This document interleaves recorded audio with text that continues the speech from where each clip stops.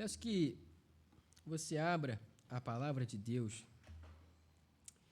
na segunda carta de Paulo a Timóteo, capítulo 4.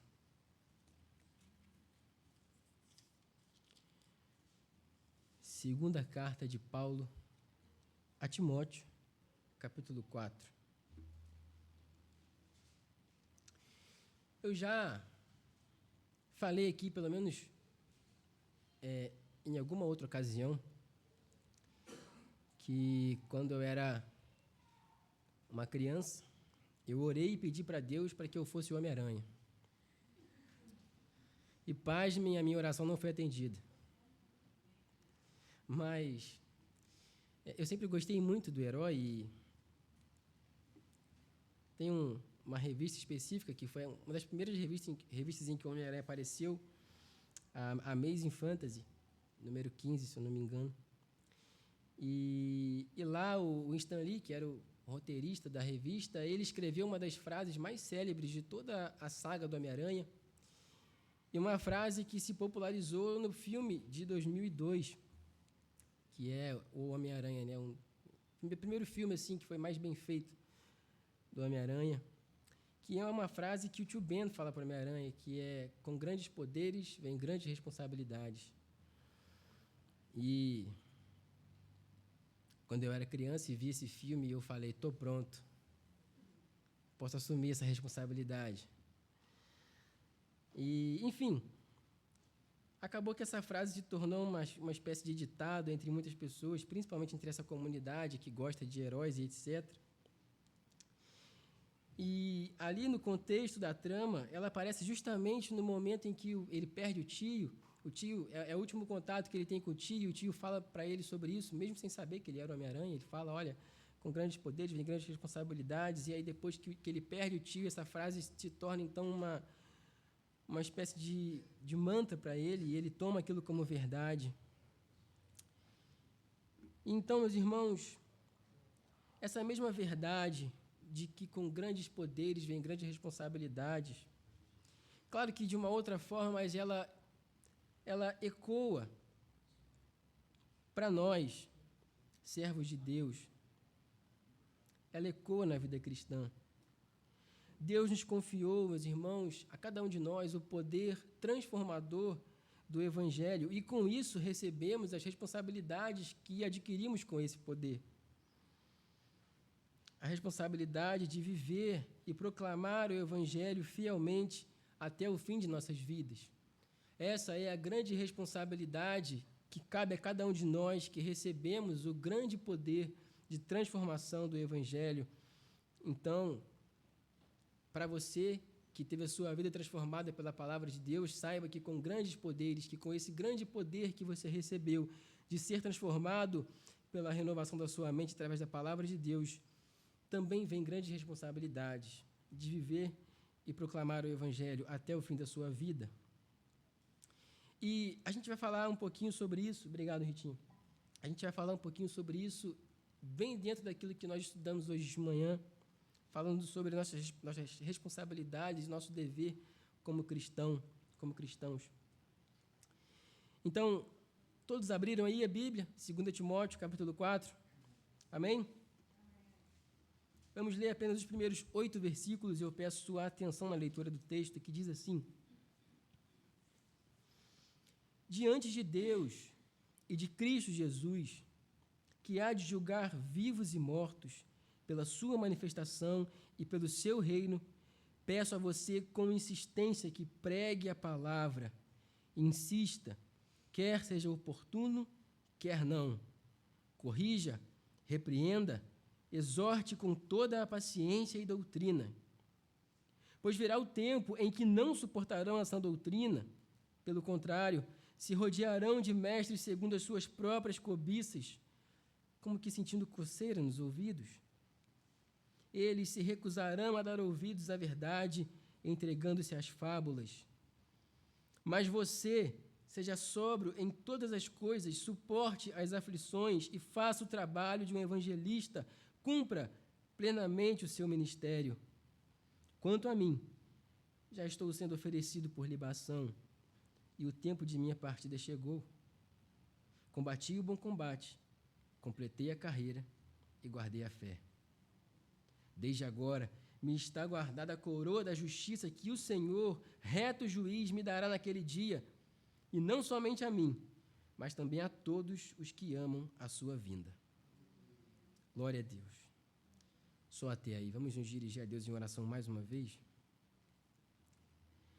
Senhor, eis aqui a Tua palavra e também o Teu servo, que, com todas as suas imperfeições, me ajuda, Senhor, a transmitir a Tua palavra com fidelidade, de maneira que a Tua igreja seja edificada e o Teu nome seja glorificado. Senhor, fale em nossos corações e que aquilo que vamos ouvir aqui nessa noite seja, Senhor, semeado em nossos corações.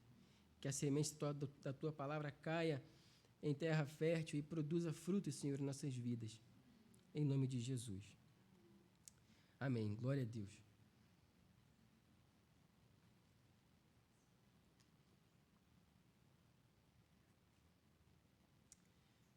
Bom, a segunda carta de Paulo a Timóteo, ela é uma espécie de despedida.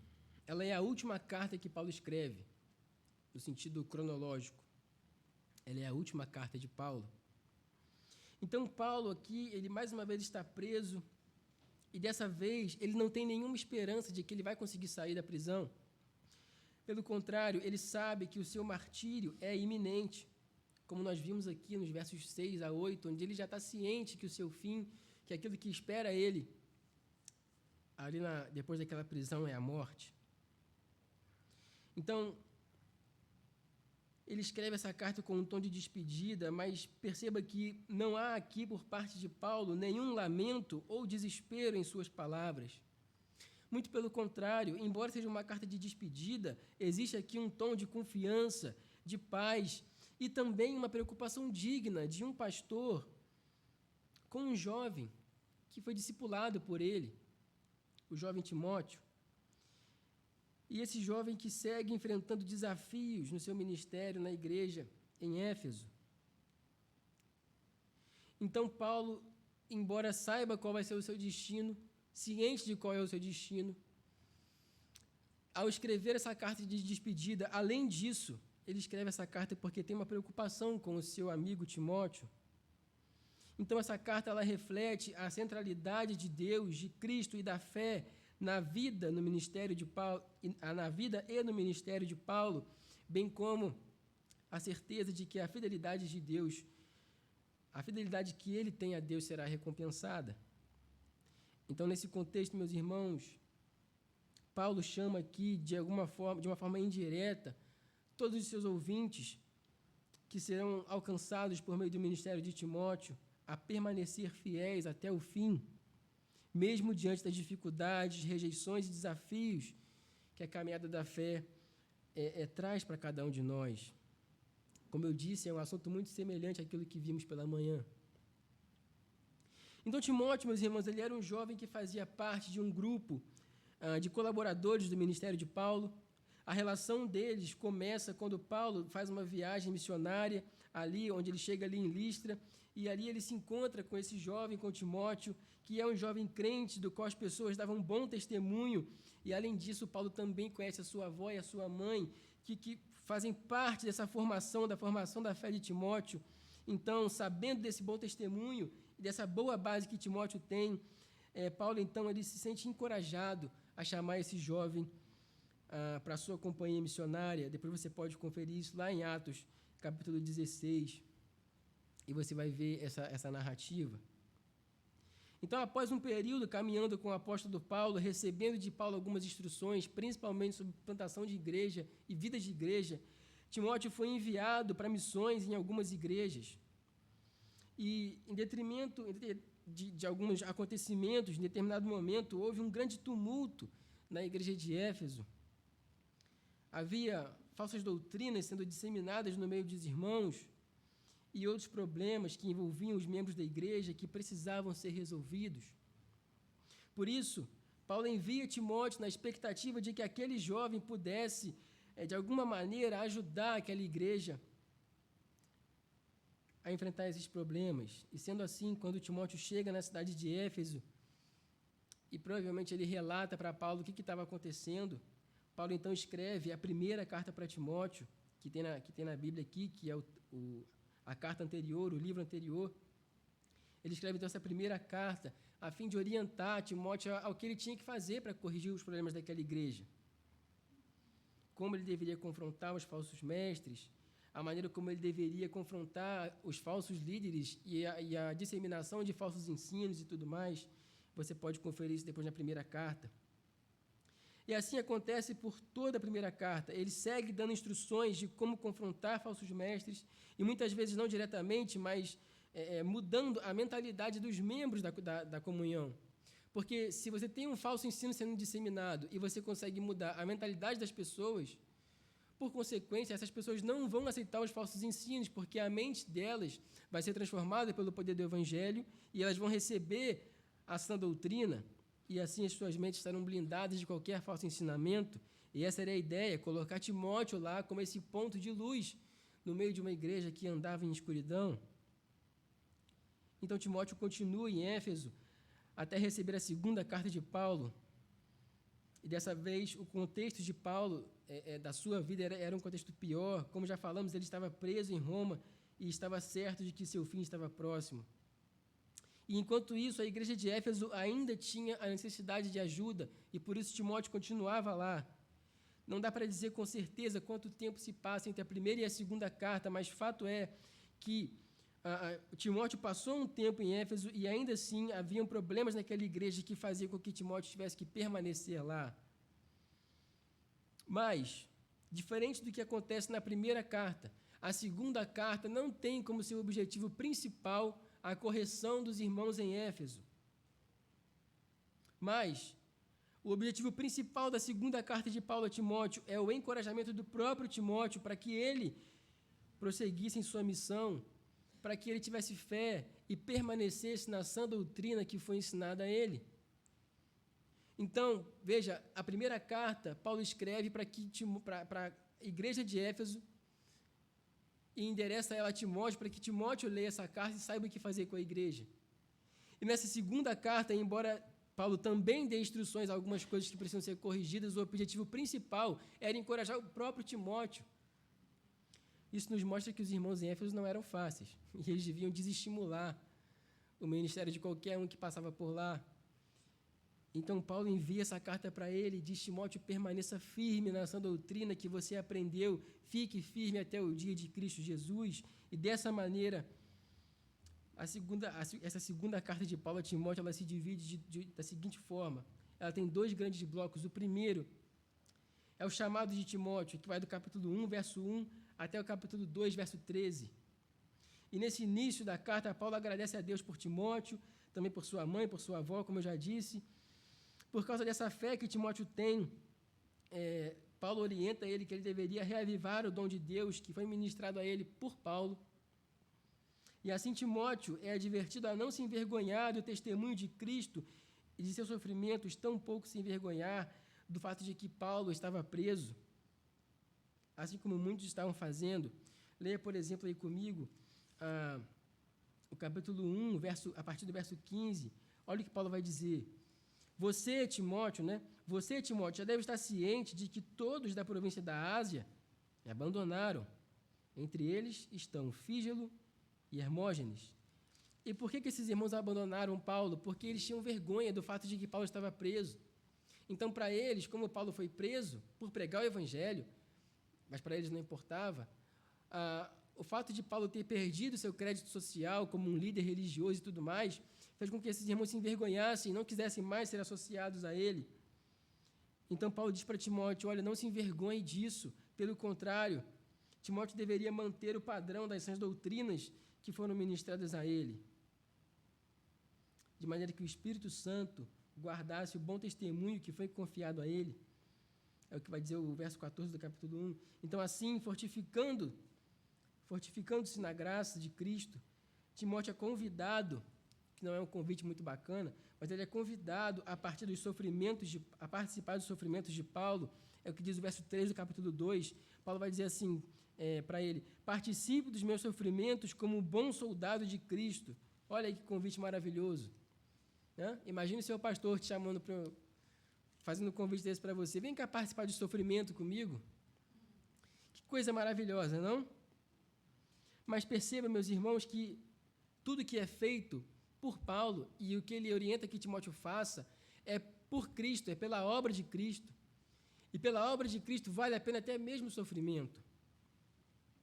Então Paulo convida ele e diz: participe comigo dos sofrimentos, porque como a gente viu de manhã, meus irmãos, seguir a Cristo não é fácil, seguir a Cristo tem um alto custo.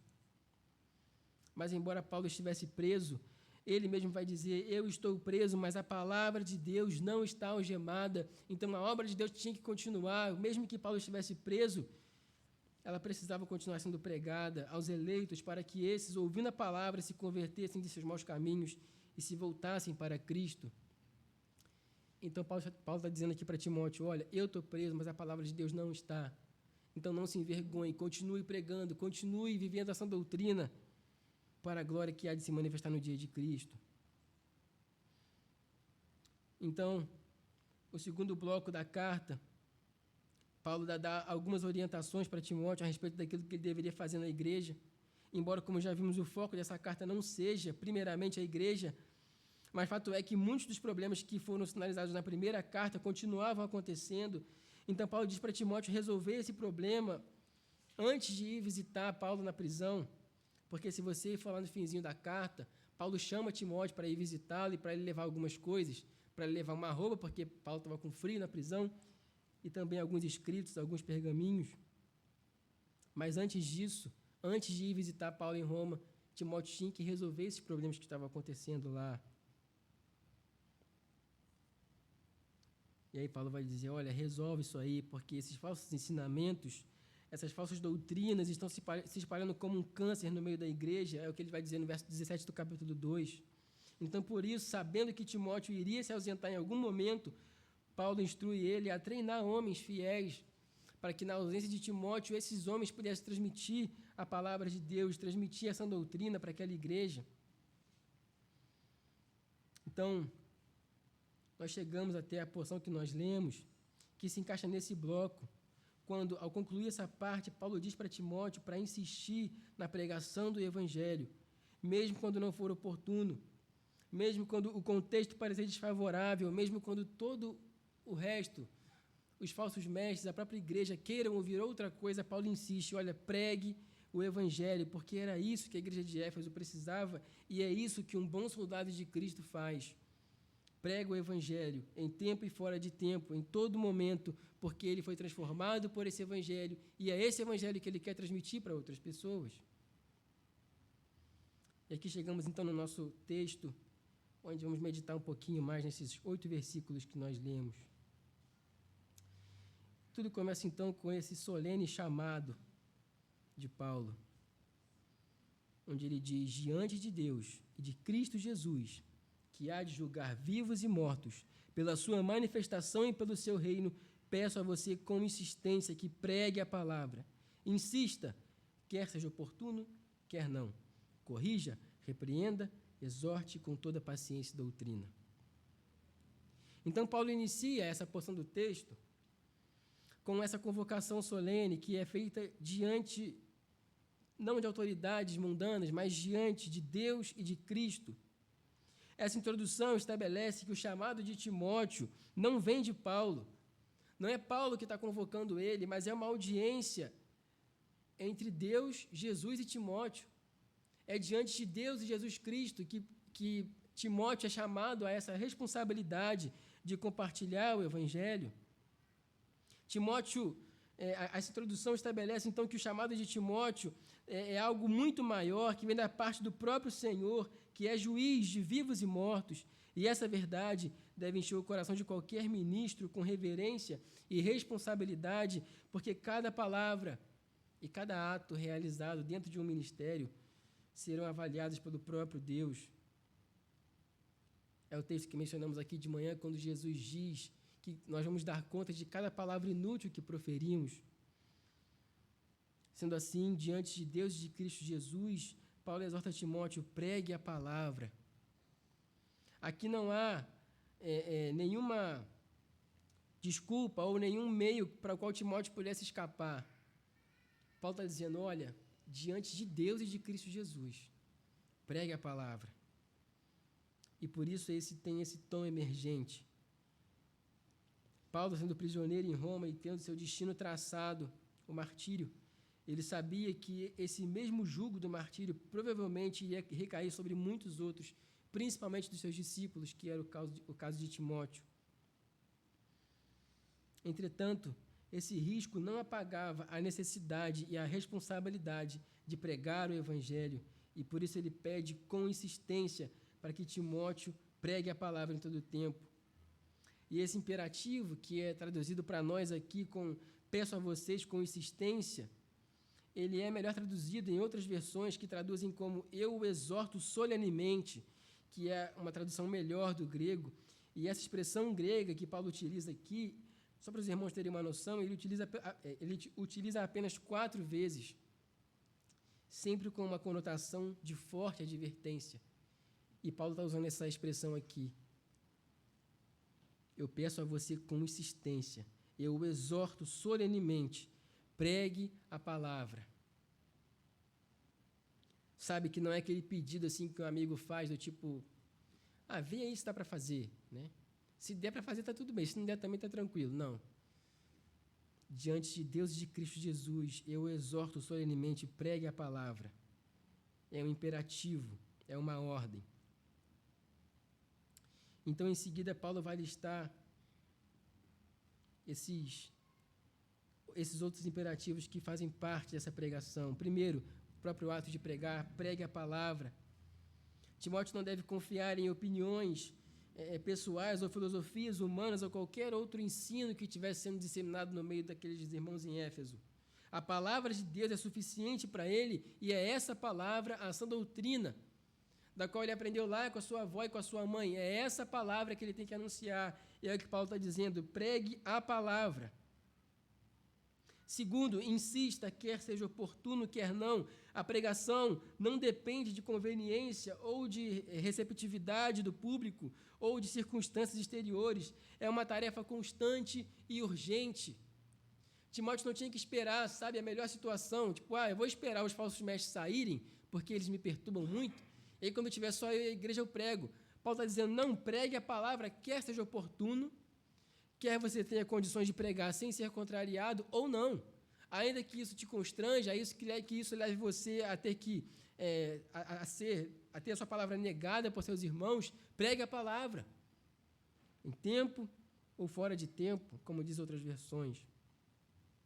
Terceiro, corrige ou corrija. Uma pregação que não deve ser feita para agradar o público, mas é uma pregação feita com base na palavra, que por vezes confronta os erros e chama ao arrependimento. Em se tratando da igreja de Éfeso, é certo que qualquer palavra que Timóteo pregasse iria confrontar, porque eram muitos os erros cometidos por eles. Então Paulo diz, corrija. Quarta advertência, repreenda. Isso é, exponha o pecado. Se tem um problema no meio da igreja, exponha esse pecado. Paulo não tinha, meias palavras. Se tinha um problema na igreja, ele resolvia. Em outro momento, quando a igreja passava por uma dificuldade com um irmão, que o irmão estava fazendo besteira na igreja, Paulo diz para a igreja, olha, tira esse cara daí. Né? Eu até vi um vídeo sobre isso ontem. Por quê? Porque um pouco de fermento leva a massa inteira. Então tira esse cara, porque se esse cara está estragando, se esse cara está contaminando a igreja, tem que tirar ele daí. E Paulo está dizendo para Timóteo, repreende. E por fim, exorte com toda paciência. A pregação também é um chamado. Essa pregação de Timóteo também deveria ser um ato de encorajamento, a obediência e a fé, feito com paciência e fidelidade à doutrina. Isso não é só bater. Tem que ter paciência para ensinar a doutrina, para cuidar bem dos irmãos que se dispõem a seguir o caminho. Então, ao mencionar cada uma dessas atividades, subentende-se que Timóteo provavelmente estava sendo tentado a se calar diante da oposição sofrida em Éfeso por conta dos falsos ensinamentos e dos falsos mestres. Então, Paulo lembra ele dessas atividades que são características do próprio ministério de Paulo, como eu já disse. Ele fala de coisas que ele mesmo fazia, que ele mesmo praticava no meio da igreja. Mesmo assim, fazer cada uma dessas coisas, cumprir cada um desses requisitos, cada uma dessas atividades, não é garantia de sucesso, não é garantia que a mensagem de Timóteo seria ouvida e seria bem recebida. E é por isso que ele vai dizer na sequência, versos 3 e 4, pois virá o tempo em que não suportarão essa doutrina. Pelo contrário, se rodearão de mestres segundo as suas próprias cobiças, como se sentindo coceira no ouvido. Eles se recusarão a dar ouvidos à verdade, entregando-se às fábulas. Paulo, então, adverte Timóteo sobre a resistência que ele enfrentará. O problema não é apenas a rejeição da mensagem, mas a disposição ativa que aquelas pessoas tinham de buscar falsos mestres que falassem aquilo que eles queriam ouvir. É diferente daquilo que a gente vive na igreja hoje, irmãos? Ou não? Será que a gente ainda vive num contexto onde as pessoas se cercam de falsos mestres que falem o que elas querem ouvir? Ou não? E esse tempo a que Paulo se refere, quando ele diz chegará o tempo ou virá o tempo, na verdade, de certo modo, esse tempo já havia chegado naquele contexto. E não só isso, meus irmãos, é algo que está presente no nosso meio ainda hoje. Os irmãos de Éfeso já rejeitaram ou já rejeitavam o evangelho, eles já se cercavam de falsos mestres, pois aquilo que eles diziam, que esses falsos mestres diziam, era mais confortável. Para eles fazia mais sentido, porque não era uma mensagem tão dura quanto o evangelho de Cristo, era uma outra mensagem que prometia outras coisas e que dava essa sensação boa para eles. Mas era um ensinamento extremamente danoso. Capítulo 2, verso 16 a 18, Paulo vai dizer: evite igualmente os falatórios inúteis e profanos, pois os que se entregam a isso avançarão cada vez mais na impiedade. Além disso, a linguagem deles corrói como câncer. Entre esses estão Himeneu e Fileto, que se desviaram da verdade, dizendo que a ressurreição já aconteceu, e estão pervertendo alguns em sua fé. Perceba que Paulo não tinha meias palavras, dava até nome. Quem está fazendo isso aí é fulano e beltrano. Tira eles daí. E mesmo assim, e mesmo Paulo falando que aquele falso ensinamento estava ali pervertendo a fé de muitos, corroendo a igreja como um câncer, ainda assim muitos se desviaram porque deram ouvidos a esses falsos ensinamentos, porque eles preferiram a sensação de coceira nos ouvidos, e essa coceira nos ouvidos reflete justamente o desejo humano de ouvir mensagens que confortam, mas que não confrontam, que não expõem o pecado, que não diz onde está o erro que precisa ser corrigido. Os falsos mestres, meus irmãos, na igreja de Éfeso, eles não estavam apresentando uma nova religião. O que eles faziam era distorcer o evangelho, ajustando a mensagem do evangelho aos desejos e às paixões carnais dos seus ouvintes. É diferente do que acontece hoje, gente? Não é diferente. Esse contexto era real em Éfeso e esse contexto é real também nos dias de hoje.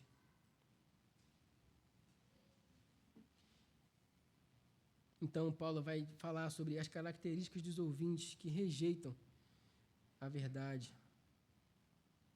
Ele fala, olha, são pessoas que não suportam a sã doutrina, o ensinamento genuíno da verdade. Já aconteceu com você? Você está conversando com alguém e daqui a pouco você começa a falar alguma coisa que a palavra de Deus diz, e você está falando aquilo que a palavra de Deus diz. Mas a pessoa fala, não, para, não quero ouvir não quero saber não. Porque essas pessoas não suportam essa doutrina. Além disso, elas preferem os ensinamentos que aliviam o ego e justificam seus pecados. É o que hoje a gente conhece na teologia coach, né? Que diz, você é o centro do coração de Jesus. Deus escreve, mas você tem a borracha. E coisas assim. E as pessoas, obviamente, preferem ouvir esse tipo de coisa do que ouvir, olha, você está em pecado, você precisa parar com isso. Toma a tua cruz. E também são homens que desviam-se da verdade e abraçam as fábulas, os mitos. São pessoas que se apegam a coisas que sequer estão na Bíblia. Que se apegam a verdades e a fábulas, perdão, e a fantasias que passaram para elas como se fosse alguma coisa espiritual e que sequer está na palavra de Deus. Essa rejeição a essa doutrina, Paulo está dizendo para Timóteo, não deve desanimar o cristão fiel, mas deve motivá-lo a perseverar, sabendo que ele prega diante de Deus e para a glória de Deus. E quando um cristão prega a sã doutrina, a sua pregação tem dois efeitos, a salvação e a condenação. Porque aqueles que recebem a salvação, mas aqueles que viram as costas para a sã doutrina são condenados, porque rejeitaram a palavra, não a sua palavra e não a minha palavra, mas a palavra de Deus. Então, a pregação do Evangelho, ela não tem um meio termo. Ou ela salva, ou ela condena. Então, Paulo reforça qual deve ser a atitude do fiel ministro de Evangelho, no verso 5. Ele diz, mas você seja sóbrio. Em todas as coisas, suporte as aflições, faça o trabalho de um evangelista e cumpra plenamente o seu ministério. Paulo contrasta, então, Timóteo com os falsos mestres e seus seguidores. Enquanto eles promovem engano, Timóteo é chamado a demonstrar sobriedade, resistência e fidelidade. Paulo havia perdido muitos dos seus seguidores, de pessoas que eram próximas a ele, por causa da sua falta de credibilidade, como eu disse, porque ele estava preso. E por isso existe essa grande preocupação de Paulo com Timóteo. E ele exorta Timóteo sobre essa responsabilidade como evangelista, do tipo assim, olha, não se deixe levar por essas fábulas e esses falsos evangelhos para que você se alivie de alguma consequência que pode te acontecer, como a prisão, ou como perder a sua credibilidade porque você está junto comigo no ministério. Mantenha-se firme, é o que Paulo está dizendo, mesmo que isso leve você a passar por sofrimentos. Para Paulo, meus irmãos, nem a própria vida era mais importante do que a pregação do Evangelho.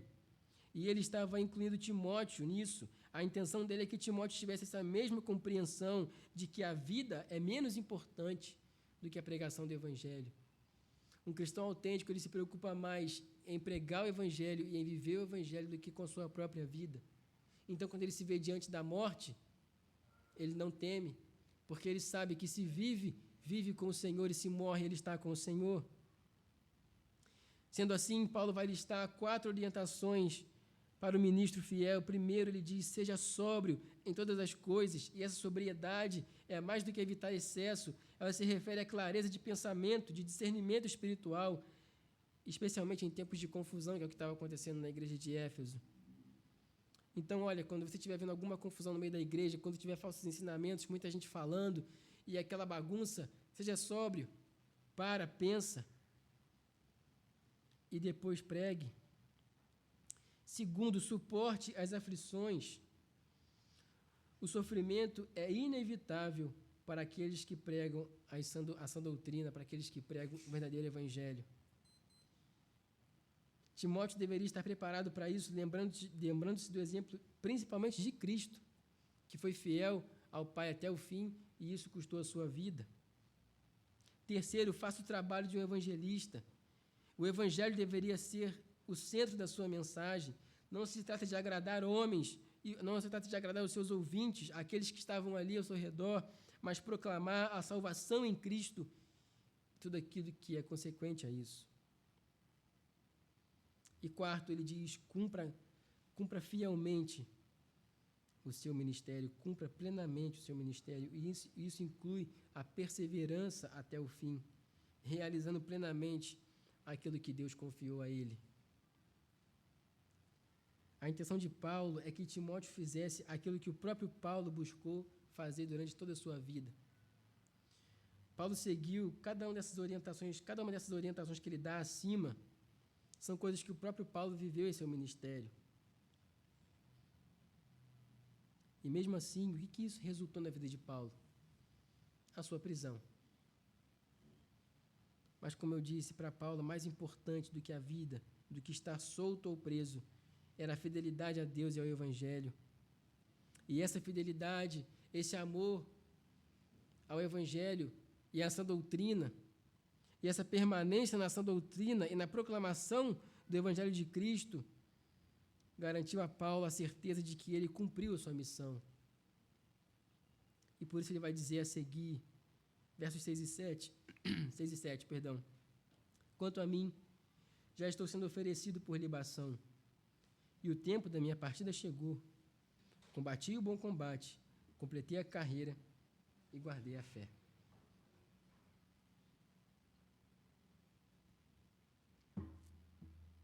Então, Paulo se apresenta como um exemplo de fidelidade a Deus. Ele descreve a sua partida nesse mundo como uma oferta de libação. Essa oferta de libação, ou oferta de bebida, fazia parte do ritual religioso do Antigo Testamento. Você pode conferir isso em Números 28, verso 7. E Paulo se declara como essa oferta que é derramada diante do altar, como um ato de adoração e entrega total a Deus. Percebe que essa é a maneira como ele encara a morte. Ele não encara a morte como uma coisa ruim. Ele encara a morte como uma oferta de libação, isso é, como um ato de adoração ao Senhor. Ele reconhece que o fim está próximo, mas isso para ele não era motivo de medo. Muito pelo contrário, ele tinha paz no seu coração, porque até a sua morte era uma oferta a Deus. E esse reconhecimento de que seu fim estava próximo o faz declarar isso para Timóteo, para que Timóteo pudesse dar continuidade àquilo que Paulo começou. Ele fala isso para Timóteo com o seguinte tom: olha, o tempo da minha partida chegou. A minha morte está próxima. Daqui para frente, provavelmente, agora vai ser com você. Você e os outros discípulos que me seguem. E aí Paulo, então, faz algumas reflexões sobre a sua vida. Ele diz, olha, eu combati o bom combate. A vida cristã é uma batalha espiritual e Paulo não se desviou dessa batalha. Mesmo enfrentando diversos desafios, prisões, desde o começo do seu ministério seguindo Jesus, Paulo enfrentou prisões, naufrágio, ele foi espancado em uma ocasião que deram ele como morto. Várias tribulações entre irmãos, e, enfim, conflitos com irmãos de igrejas que eram infiéis, várias adversidades, e mesmo assim ele permaneceu fiel, combateu o bom combate, foi um servo fiel até o fim. Além disso, ele diz, completei a carreira, ele cumpriu o propósito que Deus havia determinado para a sua vida. Ele chegou ao fim com essa paz no seu coração de que aquilo que ele tinha que fazer, ele fez. Desde o dia que o Senhor o chamou no caminho para Damasco e disse que ele passaria de um perseguidor da igreja para um proclamador do Evangelho, desde aquele dia em diante foi o que ele fez, completando a sua carreira. E depois ele diz, guardei a fé, mesmo em meio a perseguições e provações, ele manteve a sua confiança em Cristo. Mesmo diante das situações mais adversas, ele manteve a sua fé no Senhor. E essas certezas a respeito da sua jornada na fé, como um atleta que chega ao final da sua competição e é vitorioso, faz com que Paulo olhe para o futuro não como algo incerto, mas como uma esperança. É o que ele vai dizer no verso 8, e aqui a gente encerra, onde ele diz, desde agora me está guardada a coroa da justiça que o Senhor, reto juiz, me dará naquele dia, e não somente a mim, mas também a todos os que amam a sua vinda. A coroa da justiça, que Paulo menciona aqui, no original ele traz aquela ideia daqueles lauréis, né, aquela coroa de louros que era muito comum na Grécia Antiga, nas competições, equivalente à medalha de ouro hoje, né? que os atletas que eram campeões de alguma modalidade ganhavam essa coroa de louros. Então, ele tá seguindo essa linha, né, de um competidor que combateu o bom combate. Em outras versões, ele traz a questão da corrida da fé, completei a corrida da fé. Então, ele traz esse ideia do atleta. Então, ele, como vitorioso, ele recebe a premiação dele. E esse prêmio ao qual ele se refere não é um prêmio baseado nos seus méritos, veja, mas é nos méritos de Cristo, é o que Cristo operou na vida dele. E essa recompensa é prometida não só para Paulo, mas para todos aqueles que amam o dia da vinda do Senhor, para todos aqueles que olham para o futuro, não com medo ou com incertezas, mas com esperança, com expectativa de que naquele grande dia, tendo eles completado a sua vida, a sua missão como cristãos nesse mundo, receberão de Deus também a sua premiação. Então, Paulo está dizendo, olha,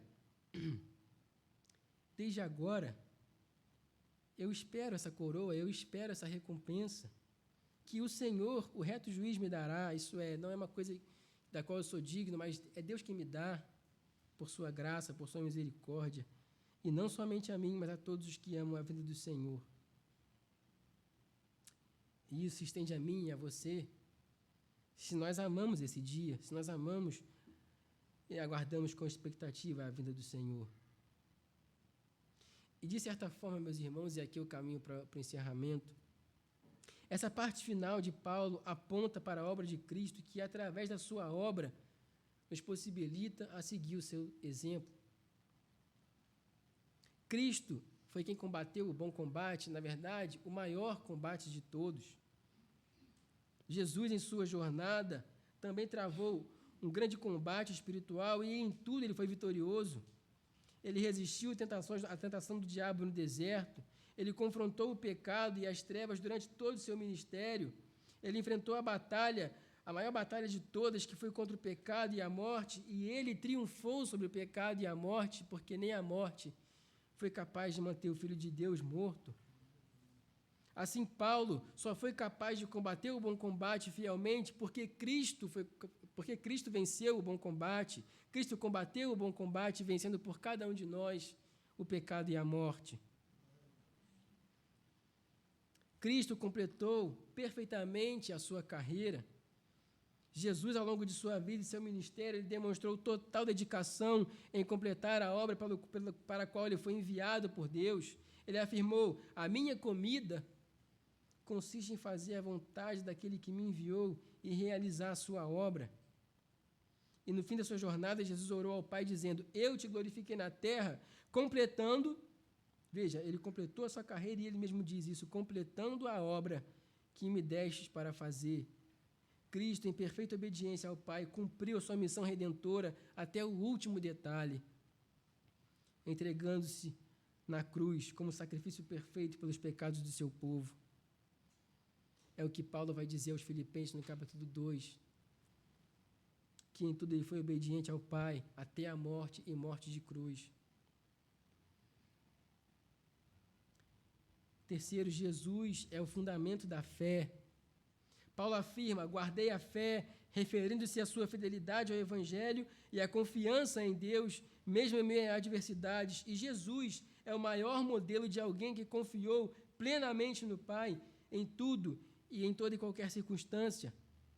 Mesmo nos momentos mais sombrios, como no Getsêmani, ainda ali ele confiou no Pai. E isso nos possibilita guardar a fé. Nós só podemos guardar a fé porque Cristo é a base da nossa fé. Como diz o autor aos Hebreus, ele é o autor e o consumador da vossa fé. Então, Paulo só foi capaz de guardar a sua fé porque Cristo é quem sustenta a nossa fé.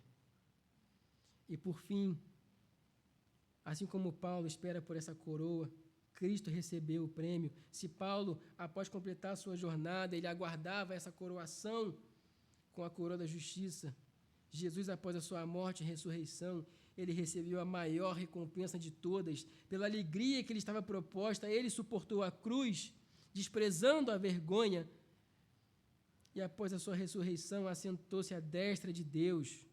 Hebreus 12, verso 2. A coroação de Cristo, ao assentar-se à destra de Deus, É o reconhecimento supremo da sua obediência perfeita. De novo, citando Filipenses 2, Deus o Pai o exaltou sobremaneira, dando-lhe o nome que está acima de todo nome, para que ao nome de Jesus todo joelho se dobre e toda língua confesse que Jesus Cristo é o Senhor, para a glória de Deus Pai. Cristo recebeu a maior recompensa, a vitória sobre a morte, e hoje ele se senta à destra de Deus, de onde há de vir para julgar vivos e mortos. Portanto, em Cristo está a garantia de todo cristão de perseverar até o fim. Em outro momento, Paulo vai dizer: sejam meus imitadores, porque eu imito a Cristo. Cristo é a referência, é para Ele que nós temos que olhar, e é com base na sua vitória que nós seremos vitoriosos.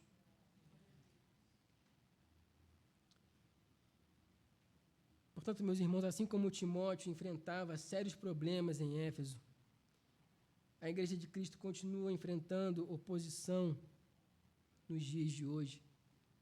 Em pelo menos duas frentes principais,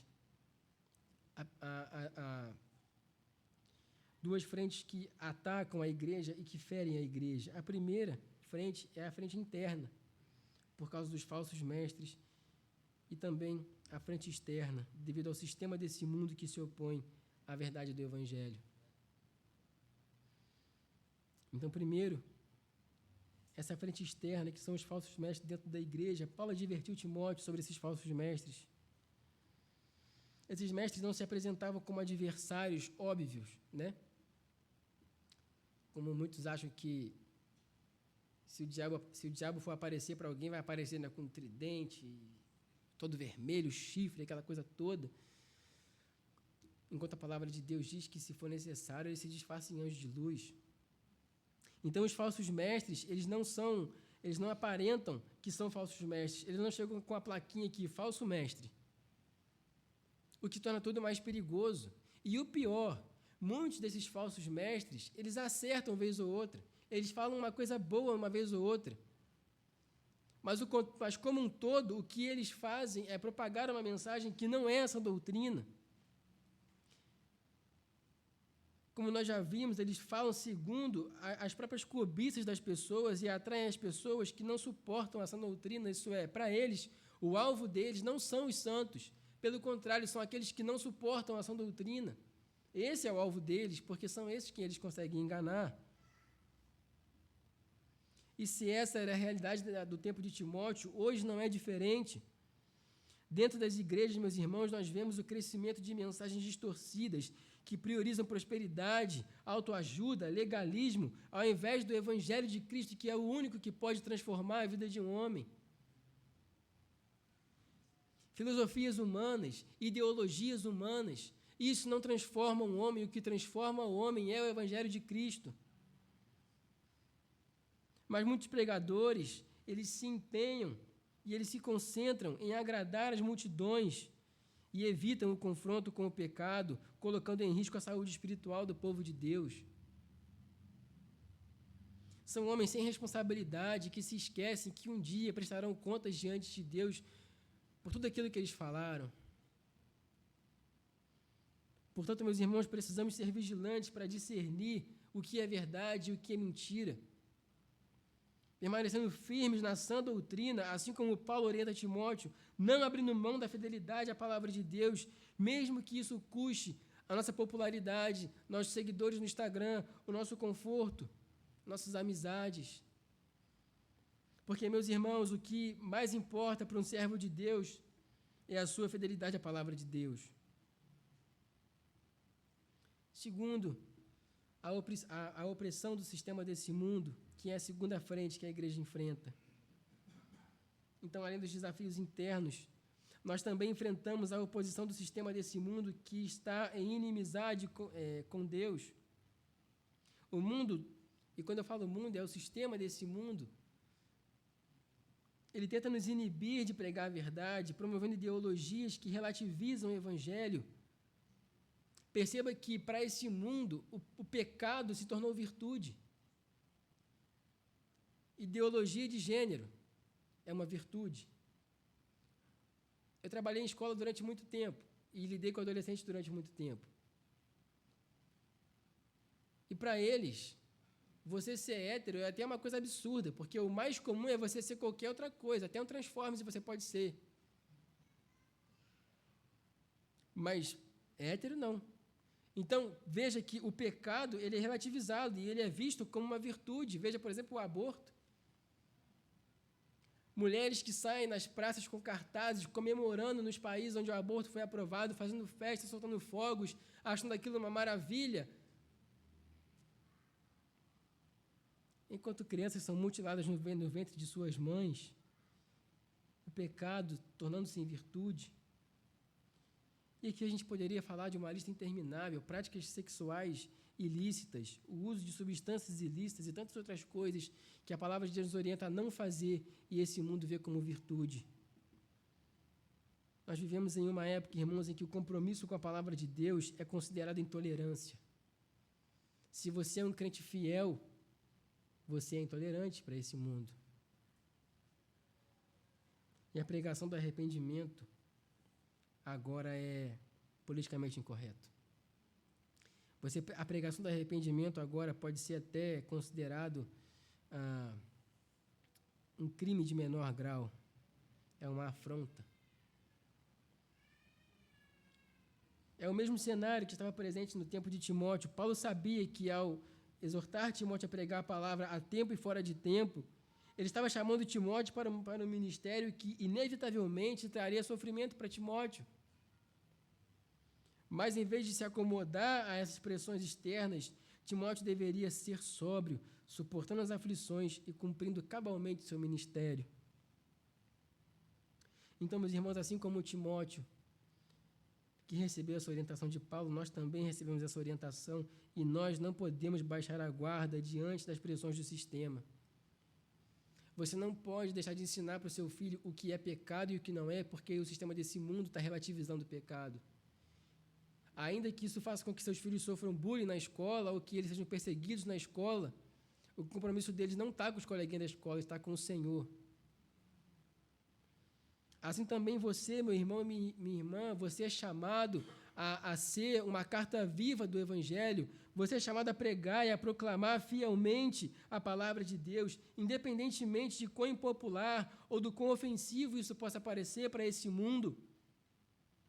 No trabalho, na escola, na faculdade, no futebol, no curso, aonde quer que você esteja, pregue, seja oportuno ou não. É o que Paulo diz para Timóteo, e essa palavra também é para nós.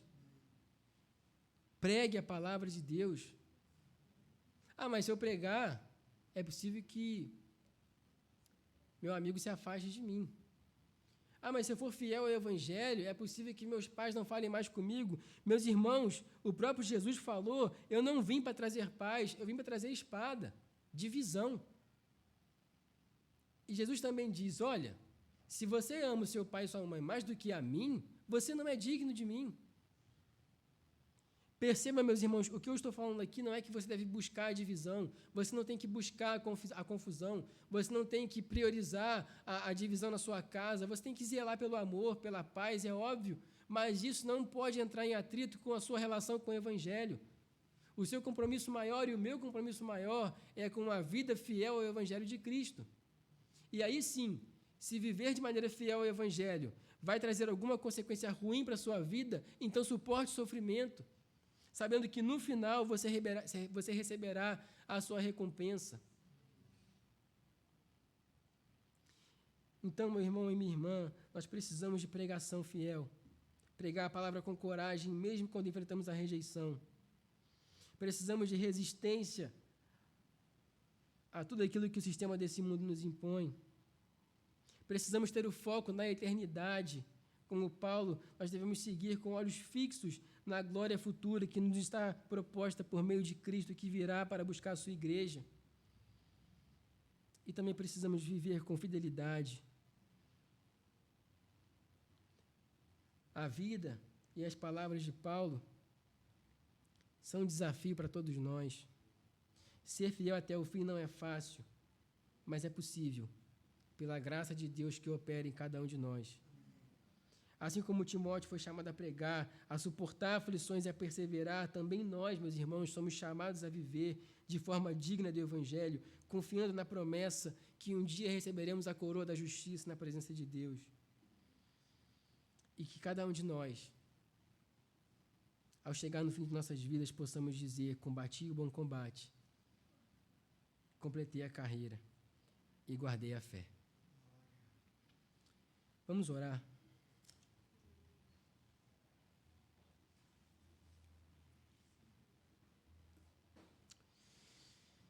Senhor, mais uma vez estamos diante da Tua palavra que nos desafia a uma vida fiel ao Senhor. Como temos visto em todo o dia de hoje, seguir a Cristo tem o seu preço. E eu oro para que nossos corações estejam dispostos, Senhor, a pagar esse preço. A Tua palavra nessa noite nos exorta a viver de maneira digna do Evangelho, a pregar a Tua palavra em tempo e fora de tempo. Tua palavra nos ensina a nos mantermos fiéis na sã doutrina, ainda que aqueles que estiverem à nossa volta queiram ouvir palavras de afago que alimentam o seu ego. E Paulo diz para Timóteo: mas você não, você deve perseverar, pregue o Evangelho. E assim também, Senhor, cada um de nós, não queremos, Senhor, estar inclusos na lista daqueles que preferem ouvir as fábulas que dão coceira nos ouvidos, mas queremos estar, Senhor, entre aqueles que permanecem firmes na sã doutrina. Queremos estar, Senhor, entre aqueles que amam a Tua palavra, que pregam a Tua palavra e que vivem a Tua palavra, sendo, Senhor, sal e luz para esse mundo caído. Que possamos, Senhor, nos fortalecer em Ti e que a Tua palavra, Senhor, nos ajude. Que através da comunhão contigo, Senhor, nos ajude a viver, Senhor, e pregar a Tua palavra fielmente.